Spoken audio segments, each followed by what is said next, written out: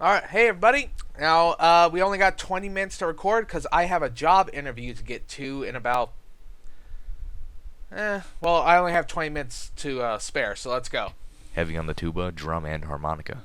Poured out of the Sprite bot as Watcher ran out of time. I wasn't buying it.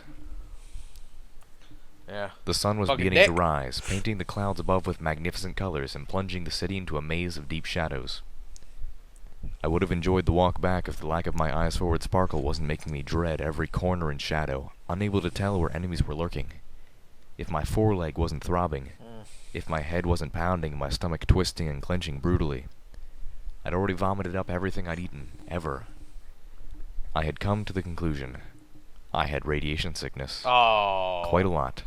Oh, mutation! Temponi Tower, Homage, and a bed seemed forever away. Velvet Remedy had passed the Radaway out between us, excluding Steelhost before Blackwing's talons took their leave. What wouldn't quite have been enough to purge the radiation from 3 of us was spread far too thin, serving 6. Velvet Remedy kept assuring us that we would be fine once we made it back to Temponi Tower and she could get more supplies. Even though we weren't saying anything, which made me even more worried.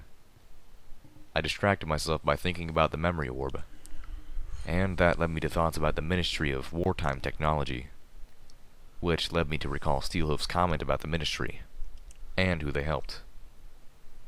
Companies like Ironshod, 4 Stars, Equestrian Robotics, and even Stabletech. Ironshod Firearms, where I first learned that all was not well in Applejack's world. Nope. Equestrian Robotics. I really knew nothing about them for sure, but I heavily suspected the nightmare fuel that was the brainbots could be laid at their hooves. I gotta know the 4 history Stars, behind that the traitorous shit. ponies Like, who sheltered. what was the government oversight for that problem? Are they using criminal brains? Cause, like, oh, come on, like that. People up top had to know that, and we know the people up top. We watch them every Saturday morning. Like, what was their reaction? What was like?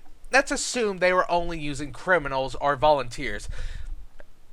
Even Twilight, at her worst, has to go, oh my god, what are you doing? Like, oh. Everything really did go to shit when Luna took over, didn't it? I'm assuming when Luna took over, that's when, yeah, it was when Luna took over, because that's when the ministries were made. Everything just went to shit. My god. And worked with Zebra infiltrators, I like and who were Luna, largely but responsible Jesus. for the deaths of millions. And Stabletech. And I already knew how that worked out. All of this under the Ministry's guidance and support. I was brought out of my thoughts by Velvet Remedy's gasp. I had fallen behind, due as much to my mental wanderings as my size and physical state. I tried to gallop up to where the rest of them were crouched behind a shattered wall, peeking out half of a window. Instead, I lurched and discovered that I actually did have just a little bit more that I could throw up. Oh. Wiping the sick from my muzzle with weak disgust, I approached a second window, not wanting to press close to the others after what I had done. Beside it was a metal desk. We were technically on the inside of the building, looking out. I paused to open the desk, finding a dozen bottle caps. Ooh. Nice. My fogged mind insisted on asking why I kept finding bottle caps in places like this. Desks, trash cans, lockers, filing cabinets. What kind of pony went around putting money in random spots? What thought process leads to, oh look, a desk in the urban wilderness, let's put some caps in there. Not much, just enough to buy a sandwich. I shook my head, trying to rid my mind of the cobwebs that had entangled such thoughts. The thudding of my headache spiked, letting me know that that was the wrong thing to do. Blinking back here, We as know I why looked there are out bottle on the caps street, everywhere. They're worthless to I us. heard Just the fucking odd toss them. fluttery commotion before I saw the source. When I did, my eyes went wide. A moment later, a ball of green flame lit up the street as the balefire phoenix set one of the bloodwings attacking it ablaze. I Don't stood fuck with there the gaping. Phoenix. Not all of my companions were content to just watch. Levitating out her combat shotgun, Velvet Remedy stepped through her window, much to our surprise. Velvet Remedy was never the first into combat. The range of creatures she was willing to use lethal force against was growing, and now included alicorns. Wait, But it what? had always been in self-defense, or the defense of other ponies. As I saw Velvet take a battle stance, lifting the shotgun towards her aerial skirmish, I remembered what Monterey Jack had said, and wondered if I was slowly losing her to the demands of the equestrian wasteland as well. Was she losing herself? Velvet Remedy waited until the sight of the Balefire Phoenix was entirely blocked by the body of a Bloodwing. Blam. The giant bat let out a piercing screech and fell to the ground. God damn it, he used the Steel Hose voice. All I just imagined... Okay, now I'm imagining this as a comic book, and all Steel Hooves is like in the top corner picture, just narrating everything, including the gunshots. Brings a smile on my face. Velvet Remedy turned to aim at another one, waiting for the opportune moment. The bats weren't going to give it to her. One of them broke off, diving at my friend. There was a twin gunshot as Calamity entered the fray, and the Bloodwing crashed immediately at Velvet Remedy's hooves. The sky flashed with gouts of green as the Balefire Phoenix tried to swoop back around on its attackers. One of the Bloodwings turned and collided with the majestic green and golden bird, and the two plowed into the hulk of a delivery wagon, crashing through crates filled with destroyed books. Part of me wondered if the books had been headed towards Twilight Sparkle's Athenium. The Balefire Phoenix was pinned under the Bloodwing. I could see it struggling to get out. Another Bloodwing fluttered down to the mouth of the delivery wagon, then flapped back quickly as the Phoenix spat green balefire at it. The beautiful creature let out a mournful cry as the Bloodwing twisted its head about to sink its fangs into the bird. The second Bloodwing descended into the opening.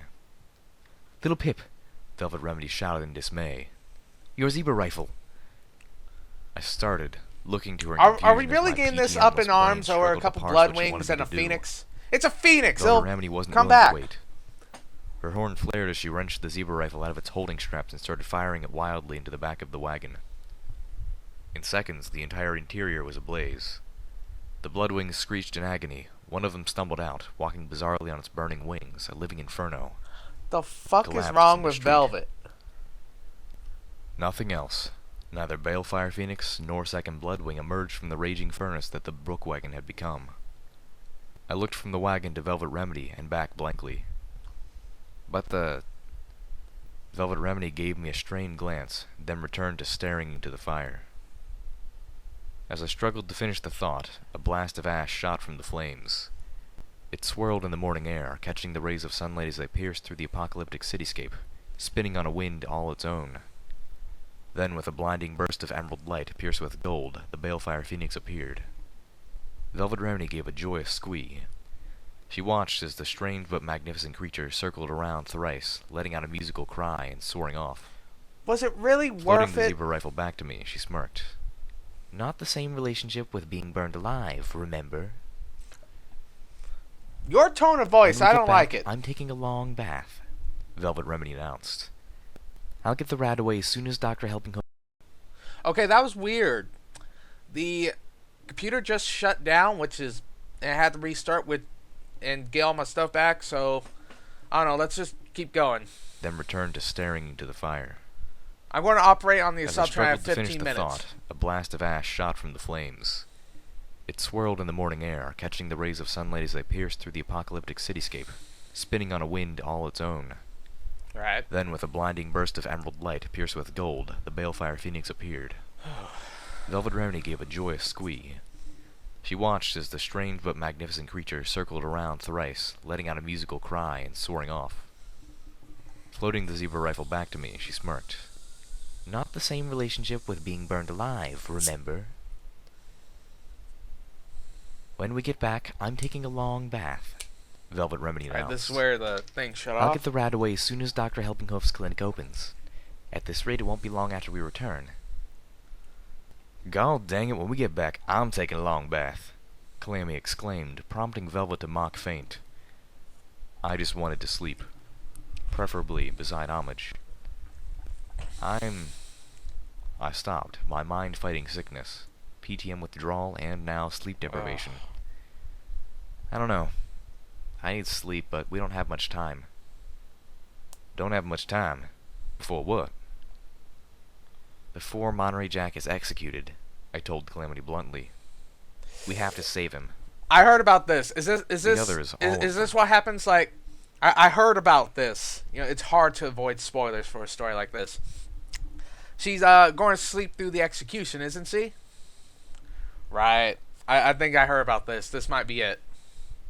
She's gonna be so fucking pissed. Stopped in their tracks. We have to... what now? Calamity asked, as if I'd told him that we'd all gotten bitten by rattlesnakes. Sorry, I didn't mean that, I said, realizing my error. I have to save him. Pardon, but, I still don't think I heard that. May I ask why? Velvet Remedy questioned. It's a good question. Not to mention how, Steelhooves added. Yeah, Bobby surprised picks and out. uncooperative friends. It dawned on me that I had never mentioned them in my intention to save the unpleasant beige unicorn. I say let him hang, Calamity said, landing with an authoritative all-hoof stomp. You just met. Velvet Remedy began, then stopped. You're going to get us all kicked out of Ten Pony Tower to save the pony who tried to rob you. That is, if the guards don't simply gun you down. Even though he confessed? I felt myself shaking. I was in no condition to be having this argument. Couldn't they all just see that this was the right thing to do? No, it's not. Damn it, Little Pip. Velvet was suddenly mad at me. Why was she mad at me? Monterey Jack doesn't get to do this.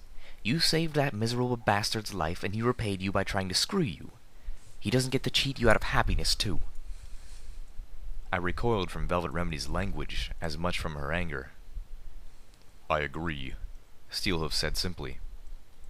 Finally, I shot back at them, focusing on Velvet Remedy. It doesn't matter. It doesn't matter if he's worthy of saving or not. Goddamn martyr complex. I fucking hate the martyr complex. Because, okay, she's radiation sick. She's going through part-time mentats, which K-Cat said the effects are cumulative, so she's just dropping in intelligence. Like, intelligence is probably bleeding out of her at this point.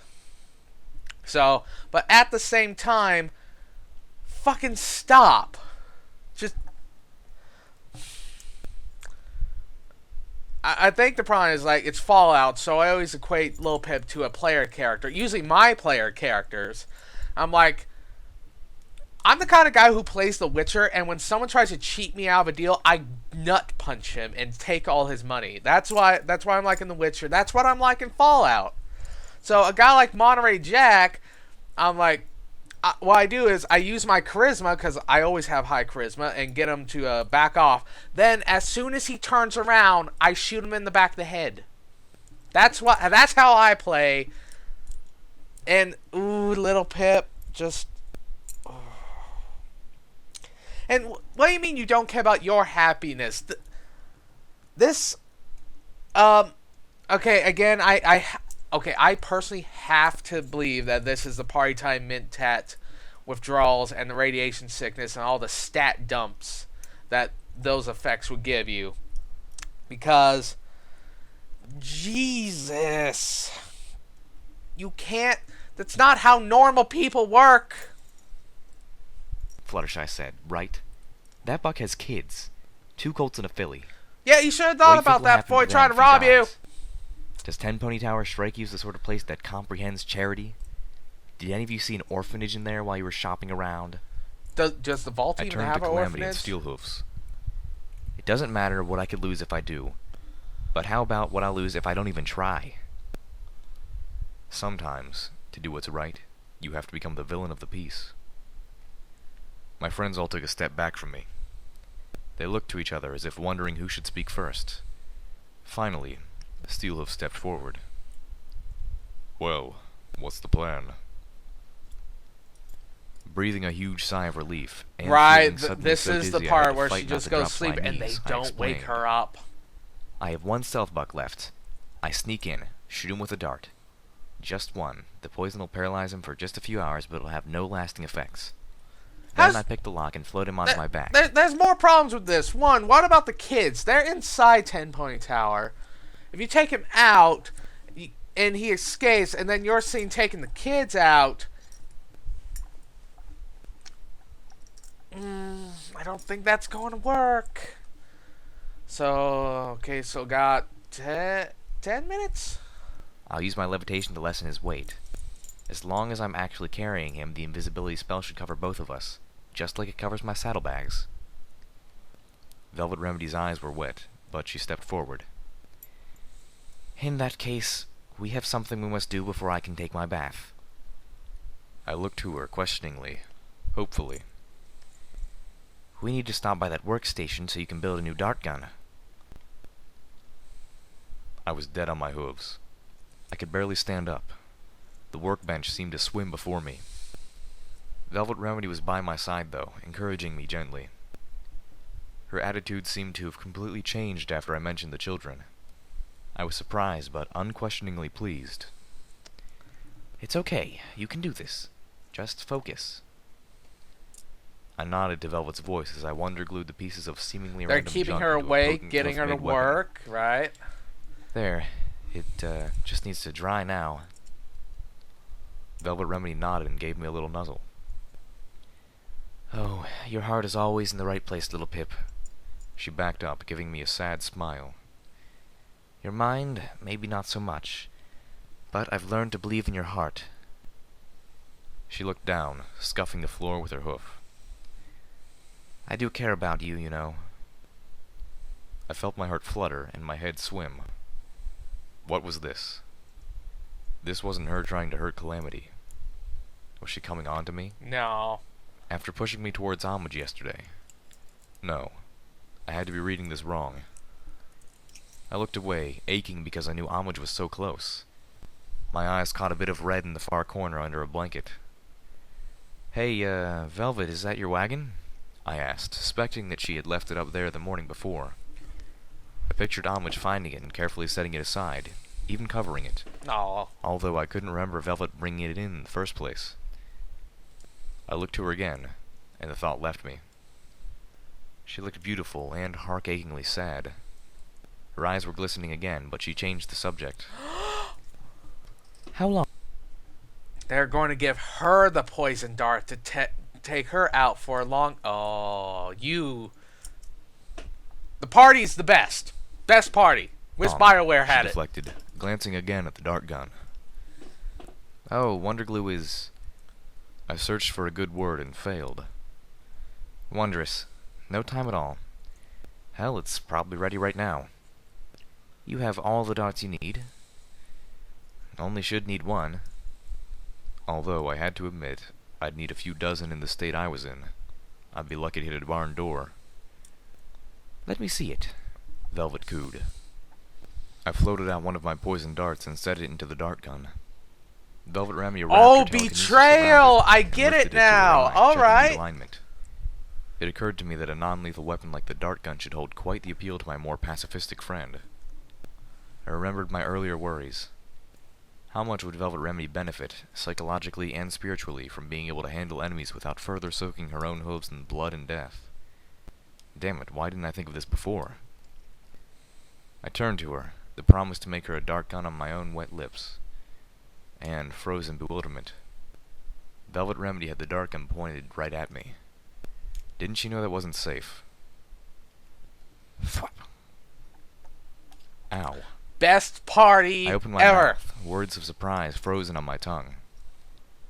Velvet Remedy shed a tear as she said, I'm sorry, little Pip. What was happening? Velvet Remedy's horn glowed a little brighter.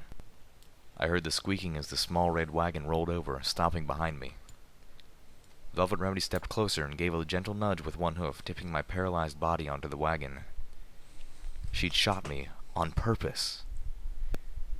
As Velvet Remedy floated the blanket over me, covering my body, I swore I'd kill her. Oh, I don't know when I lost damn. consciousness.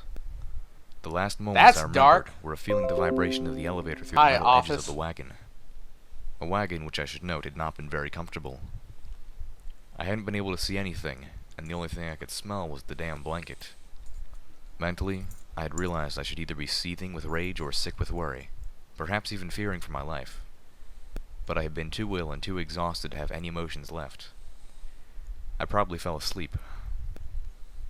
Now, I found myself waking to the horrifyingly familiar sensation of being strapped to a medical table. A shot of panic ran through me, driving me to struggle against the straps holding me down as I imagined the psychotic ghoul doctor had somehow regenerated and captured me again. With Velvet Remedy's help. Betrayal! I collapsed back, a black ache growing in my heart.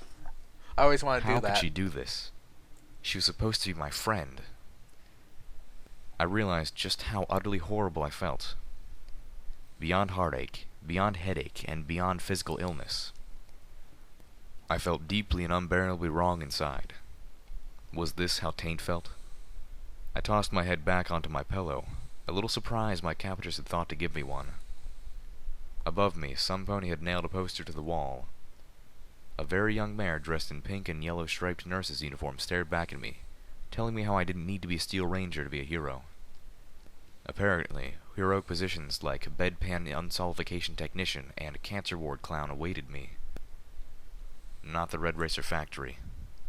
My eyes strayed around. The medical bed I was strapped to was partitioned off by screens. I could see the silhouettes of ponies moving beyond.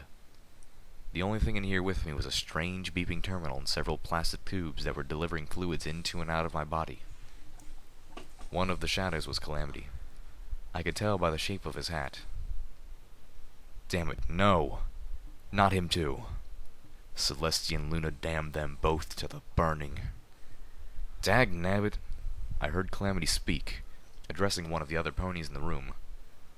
Remember when we talked about doing this the right way? Well, this ain't it. Do you think I wanted to do this? Velvet Remedy's voice carried through the gauzy screens that locked me away. There was heartache in her voice. Good. Little Pip forced my hoof. And how exactly did she do that? I seem to recall her barely being able to walk straight. Suddenly, my body started to feel really heavy, like a great leaden blanket was pressing down on me.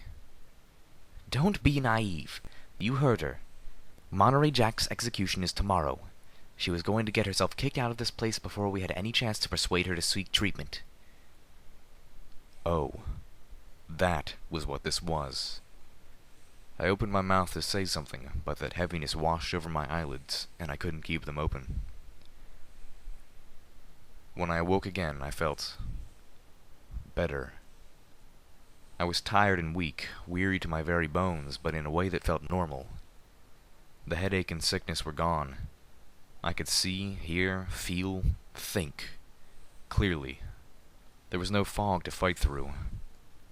I tried to sit up, but I was still firmly bound to the medical bed. A shot of panic went through me, but I fought to stifle it. I wasn't back there. I wasn't in the Mad Ghoul's lab. This was different. And if I kept telling myself that, maybe my body would listen, and my heart would I slow don't know. to People at normalcy. 10 Pony were always assholes, I but laid this back, is 10 already feeling Pony, so... exhausted by my effort to rise. I said 10 Pony twice. I didn't have the energy to fight it, but I did have enough to start getting mad. The only friends I'd ever had in my life had conspired against me. Velvet Remedy had paralyzed me. They had me strapped to a bed in a clinic. Oh, actually, I'll barely a day keep this after my going for a terrifying second. experience with the ghoul doctor. They had forced me into... By the mercy of moon banishment, I knew I had a problem. It wasn't as if I was stupid. I just... Hell, I would have come out here on my own. Eventually, I would have. I just had more important, pressing things. A shadow moved up to the partition. And Okay. Ew. I always love the... I'm given that... Oh, man. This kind of party I wish you get in, like, BioWare games. Just... You're doing something wrong, and then the next time you wake up, you're strapped to a fucking bed. Velvet Remedy shot you! Like, it was with a needle and a syringe, but fucking Velvet Remedy shot you. Alright, I would talk more about this, but I got a job interview to get to, so I'll edit these together when I get back, right?